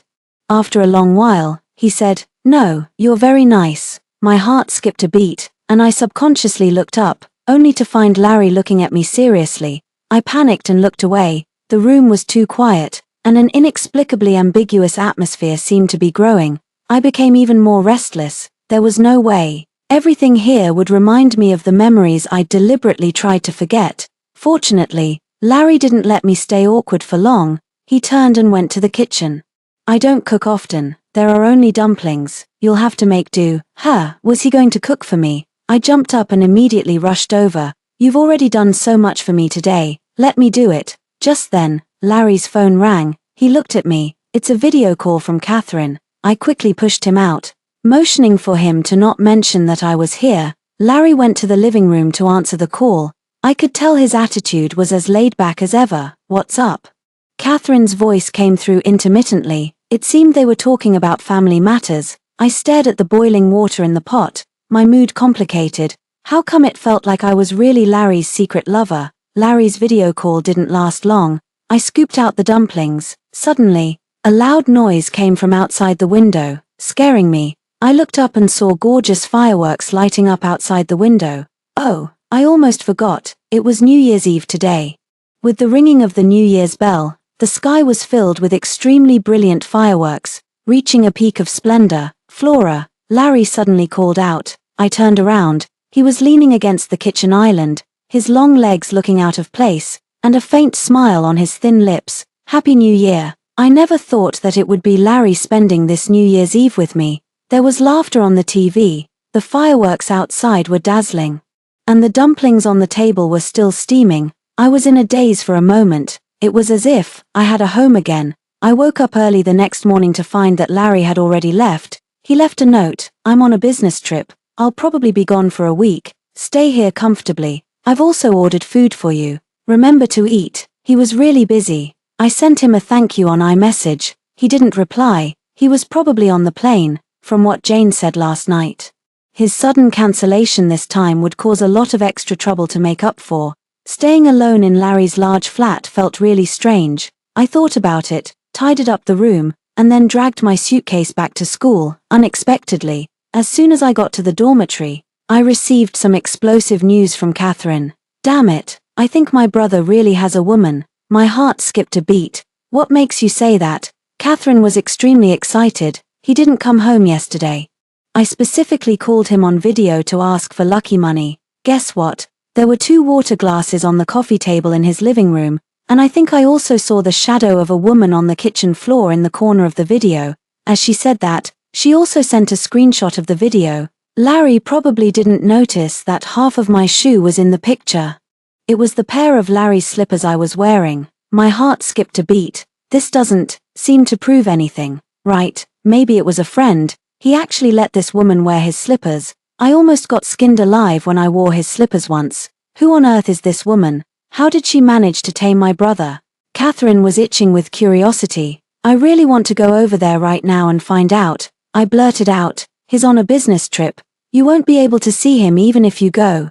As soon as the words left my mouth, I knew I'd made a mistake. Sure enough, Catherine immediately seized on the loophole. How do you know he's on a business trip? I stammered. I just overheard it by accident. He told you, didn't he? You forgot. Really? I don't remember. Catherine was a bit skeptical.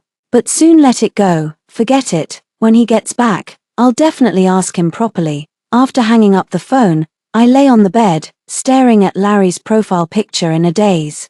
His moments were empty, just like him, aloof and unfathomable. Suddenly, he sent me a message. I've landed. I felt relieved and sent a okay emoji. Larry. I took a strange look and almost had a heart attack.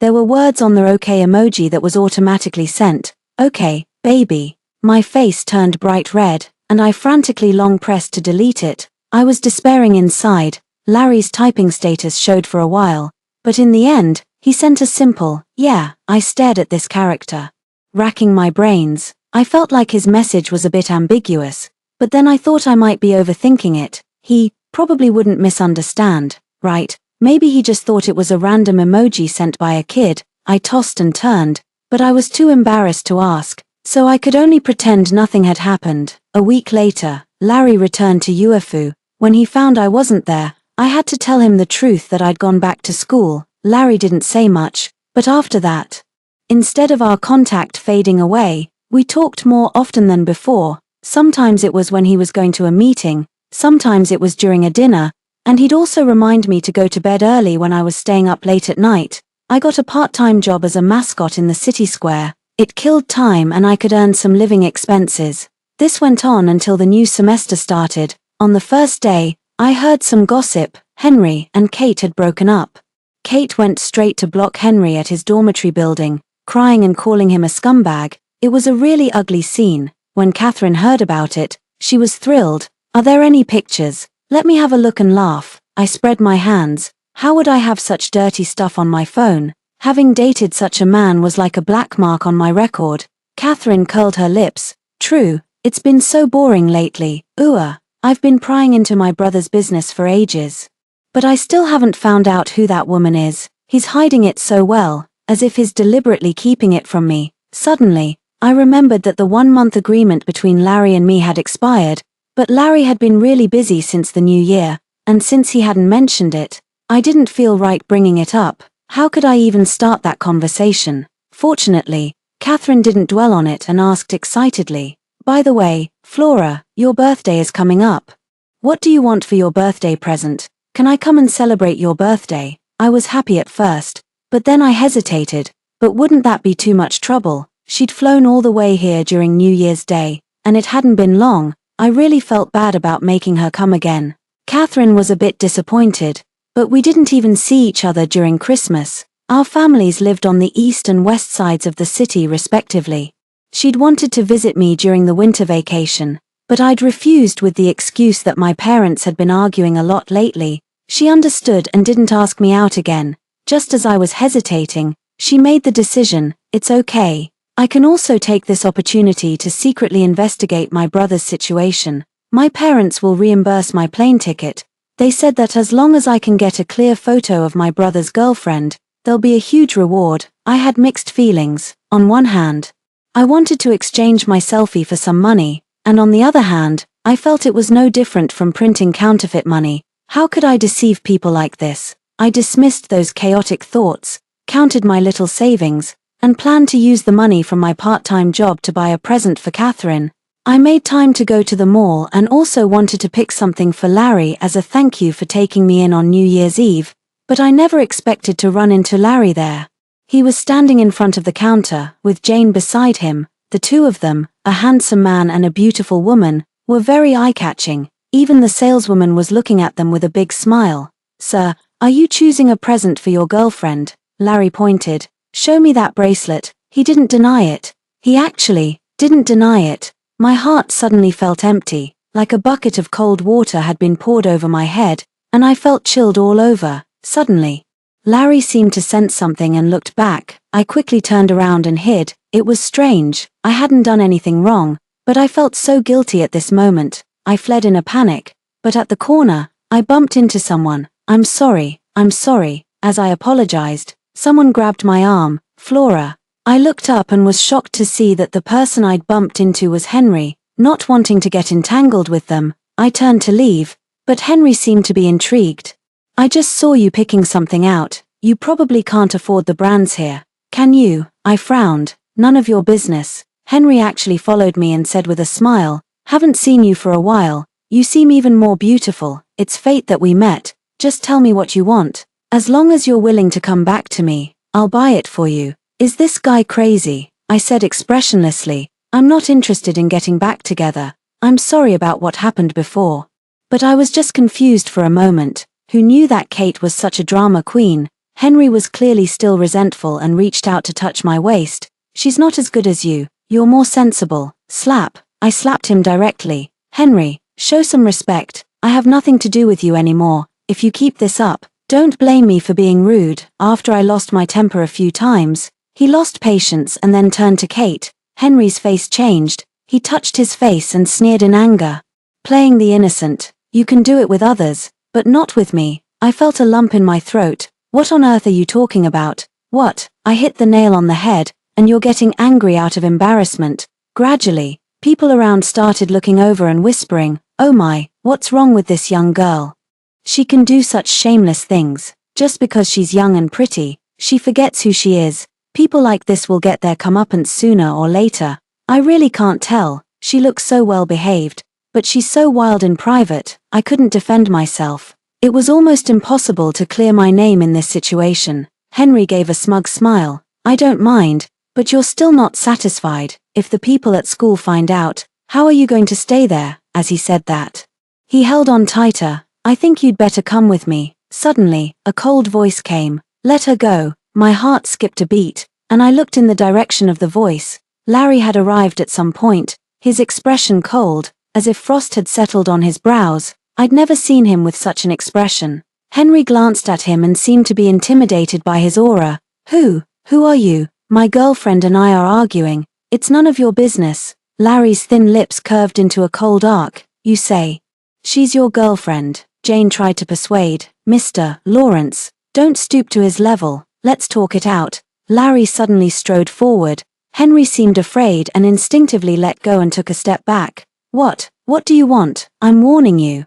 But Larry didn't even spare him a glance and walked straight to stand in front of me. He looked at me for a moment before asking, "Where did he hurt you?" Under his calm tone was an unmistakable chill. Jane also seemed a bit anxious and trotted over.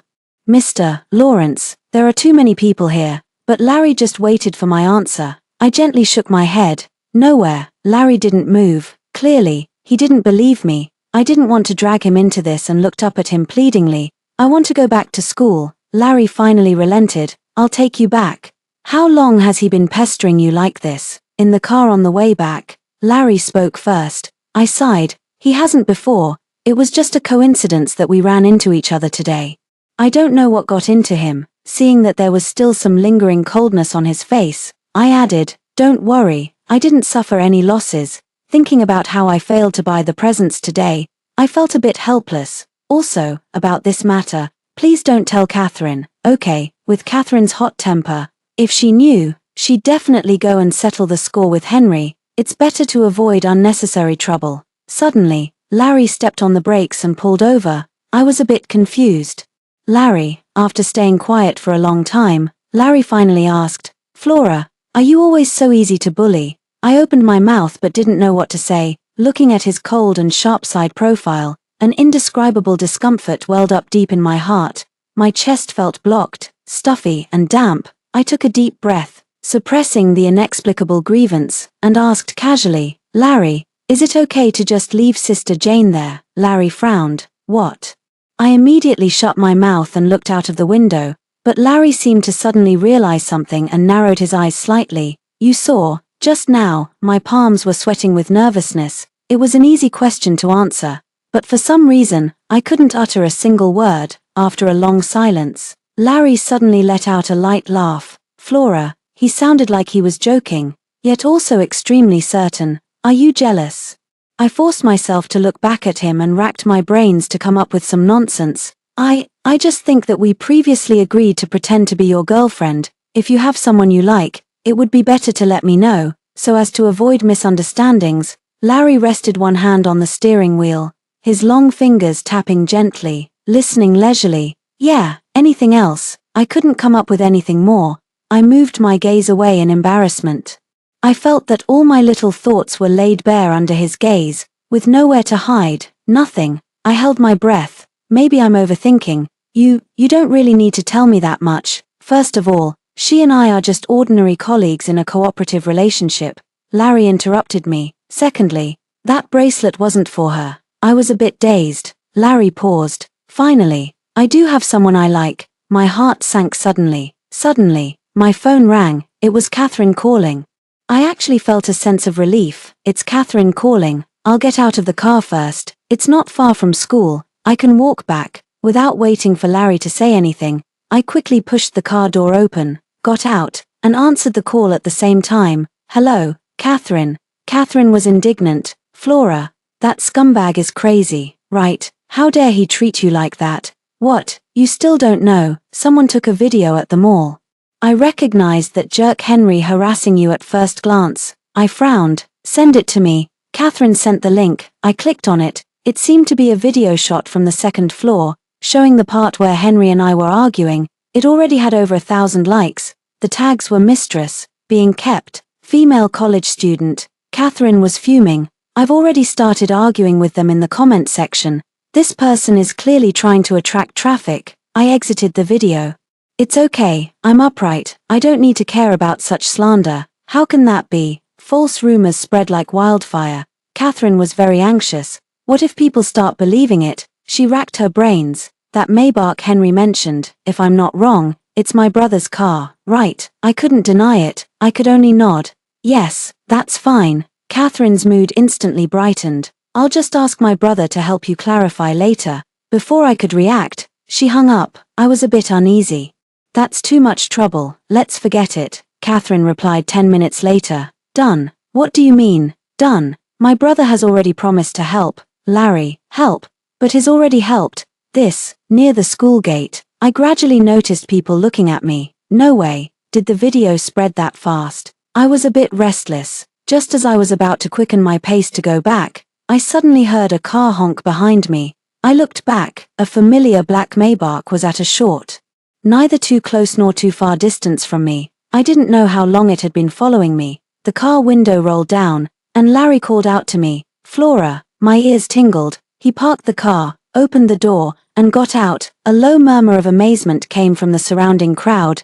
"Damn, so handsome. Who is he? He doesn't seem to be from our school." "Of course not. He looks like a successful businessman." I thought the car was cool, but he's even cooler. I mean, none of the guys in our school can compare. He seems to have been following that girl for a while. What does it mean? Is he coaxing his angry girlfriend? Me, watching him approach step by step, my eyes gradually widened. No, something seems a bit off. "Larry," I was at a loss. "Why haven't you left yet?" Larry lifted his chin. "I'll walk you to your dormitory."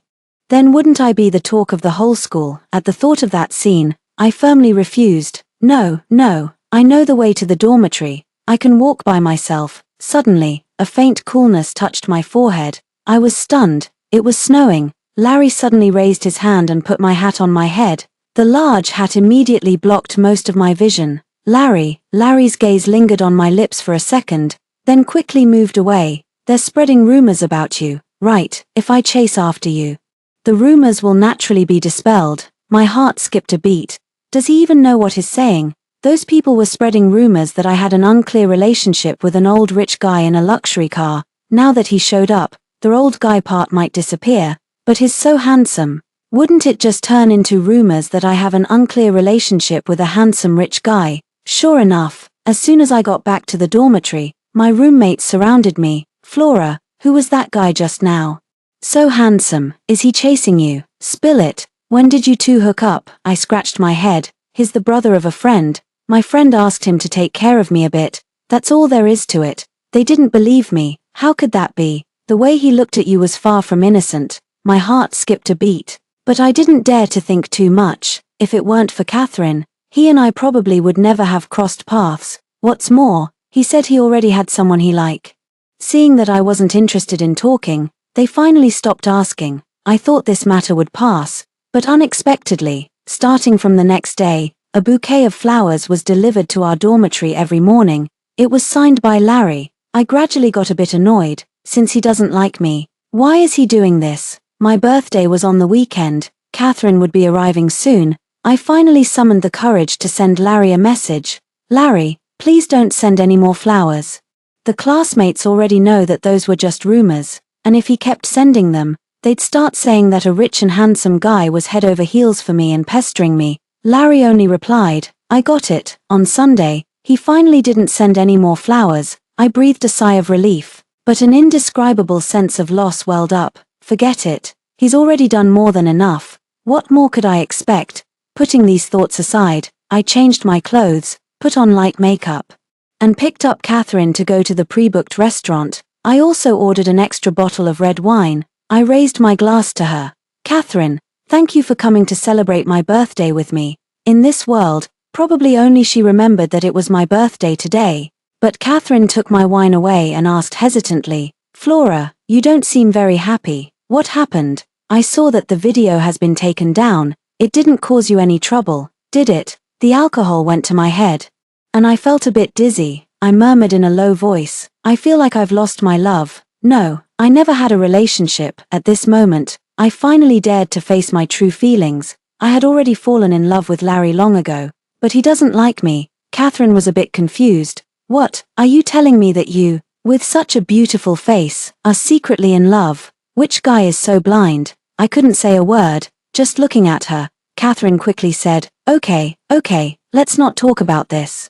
After today, it'll all be bygones." "Hey, don't mention you. I'm also quite frustrated." She poured herself a glass of wine and sighed. "I've been investigating for so long, but I still don't know what my brother's girlfriend looks like. He hasn't mentioned it for a while. Maybe he got dumped." She snorted. "I originally planned to sneak attack his place, but he said he wasn't home and asked me to wait." "I'm not waiting." I stood him up, out of the corner of my eye. A tall and straight figure was approaching. I sat up straight. "Catherine, do you mean, your brother knows you're here?" Catherine didn't notice anything. "Yeah, I told him I was coming to celebrate your birthday. Let him be lonely." Me, she was a little puzzled. "What's wrong? Why do you look like that? I stood up, stuttering. Larry, Catherine's eyes widened suddenly. The atmosphere seemed to freeze. I was late because of a company meeting. Don't mind. Larry placed a box on the table. Also, happy birthday. I felt awkward. Thank you, Larry. Larry sat down beside Catherine very calmly, put his coat aside, and then looked at Catherine. Why don't you greet people? Catherine was almost in tears. Clearly, Larry had heard what she said just now, but she was always adaptable. Her expression changed, and she immediately put on an obsequious smile. I never expected my dear brother to condescend to come. It's really, Flora is having her birthday. What are you thanking for? Catherine finally shrank back obediently, still secretly pouting. After dealing with her, Larry then looked at me. Just as I was repeatedly thinking about whether I had said anything I shouldn't have, Larry lifted his chin. This is your birthday present. See if you like it. I had mixed feelings. I didn't want to have any more contact with Larry, but when I saw him coming, I couldn't help but feel secretly happy. So spineless. With Larry watching, I could only take the box and open it. Thank you.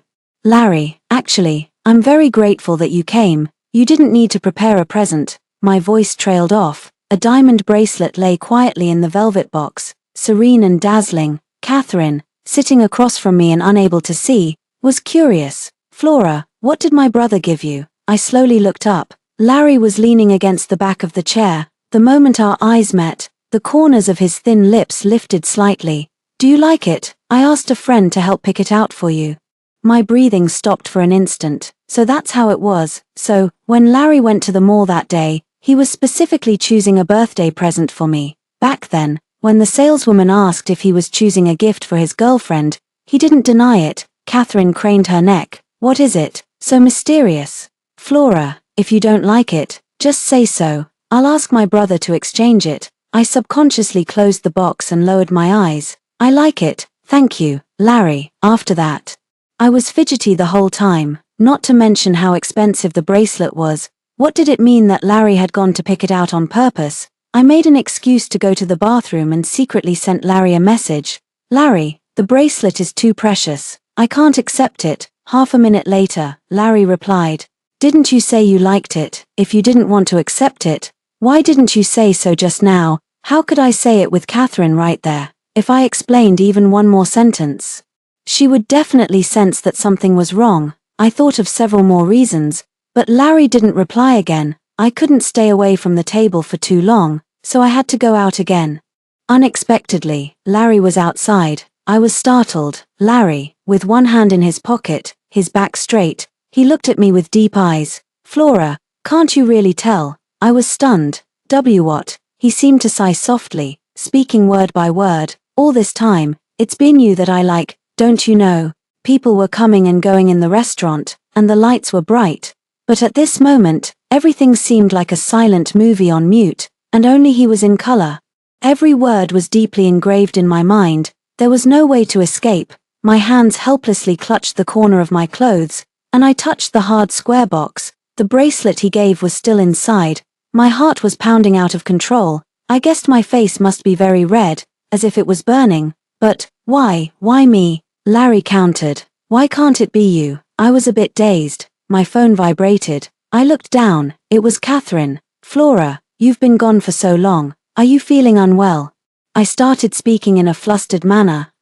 Catherine is urging me. Shall we go back first? Larry stepped forward and blocked my way. If you say you don't like me, then after today, I won't disturb your life anymore. He bent down slightly, as if trying to see into my heart. Flora, have you, even just a little bit, had feelings for me? How could I not? Falling in love with Larry was the easiest thing in the world. I couldn't quite remember when it started. Was it his gentle and broad embrace in the bar, his taking me in and keeping me company on New Year's Eve, or him firmly protecting me behind him, or even earlier? I didn't know, probably because he was too close. I could hardly breathe. I subconsciously stepped back, trying to get some thin oxygen. Unexpectedly, I sprained my ankle, and a sharp pain shot through it. Losing my balance, I uncontrollably fell towards the ground. I closed my eyes in fear, but suddenly felt a tight grip around my waist.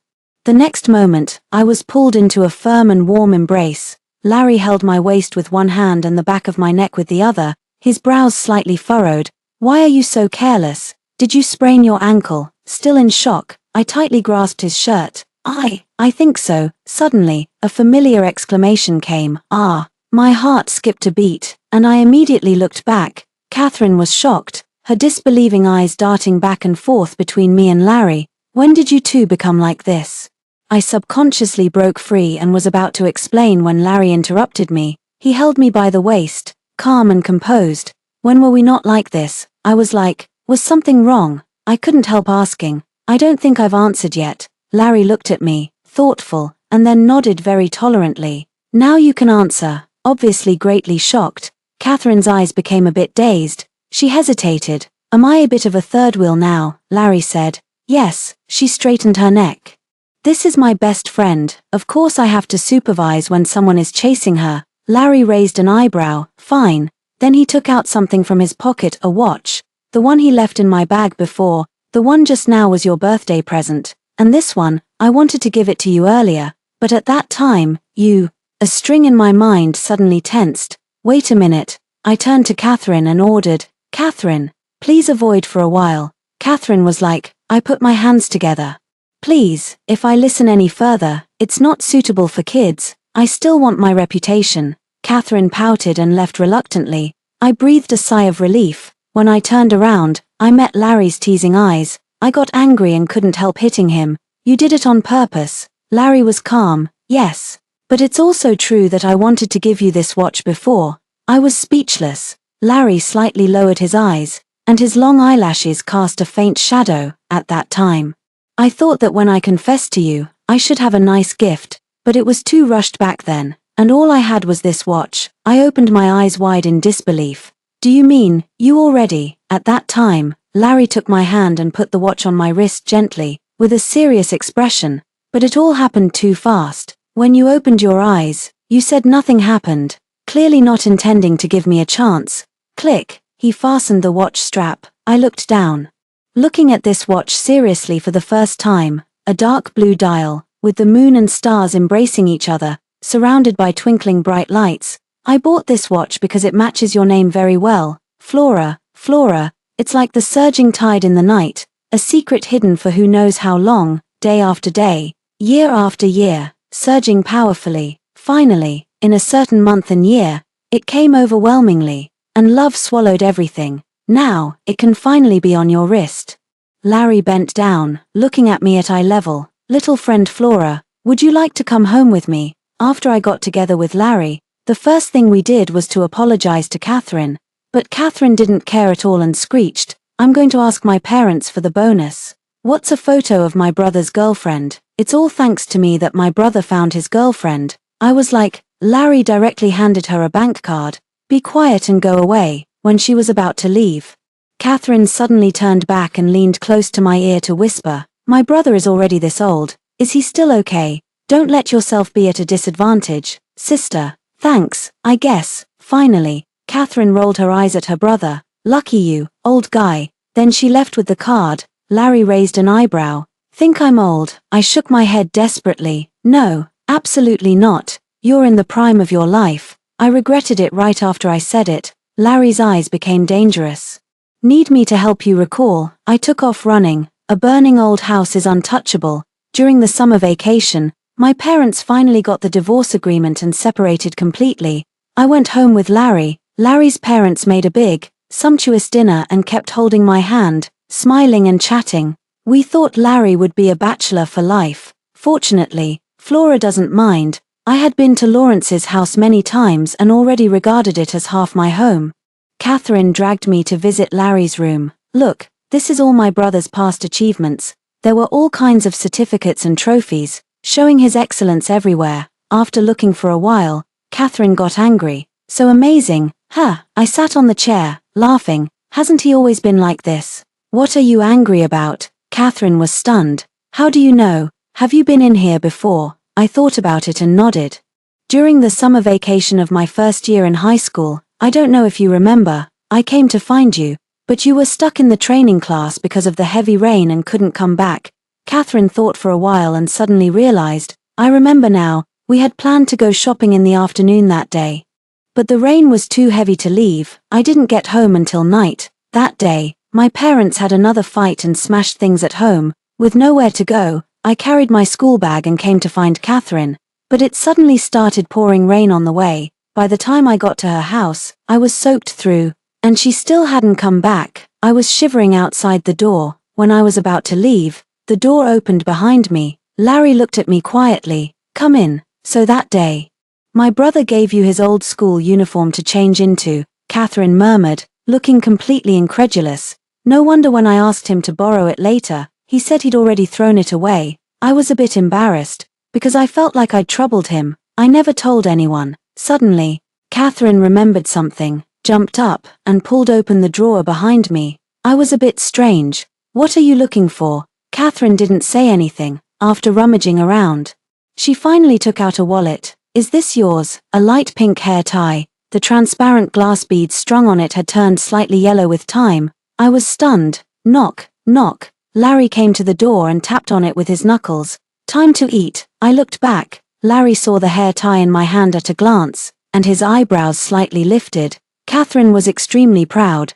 "Brother, it's such an old trick. You were still secretly in love. How could you not even have the courage to confess to her?"